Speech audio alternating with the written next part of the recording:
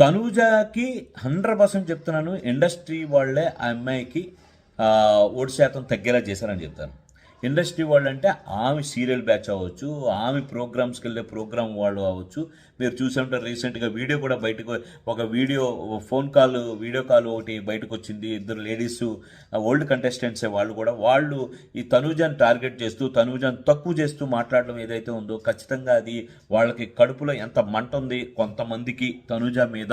తనూజాకి cup వచ్చేస్తే భరించలేని వాళ్ళు చాలామంది ఉన్నారనేది నా ఫీలింగ్. అంటే తనూజకి కప్పు రావడం కరెక్టా కాదనేది నేను వెళ్ళబోను. ఎందుకంటే ఆమెకున్న ఓటింగ్ ప్రకారానికి నేను వద్దన్న వచ్చే ఛాయలు అయితే కనిపించిన ఒకనొక స్టేజ్లో. బట్ ఉన్నట్టుండి సడన్గా తనూజ ఓటింగ్ తగ్గడానికి రీజన్ ఏంటో నాకు కంప్లీట్గా అర్థం కాలేదన్నో, అర్థమైంది. అది ఆమె తప్పేం కాదు 100%.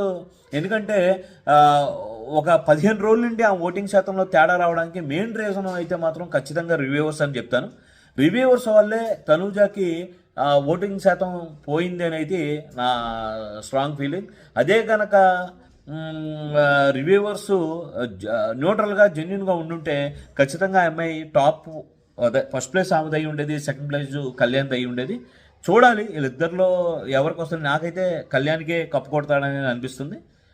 ఆ విషయంలో రివ్యూవర్స్ సక్సెస్ అయ్యారనేది కూడా గట్టిగా ఖచ్చితంగా చెప్పగలరు.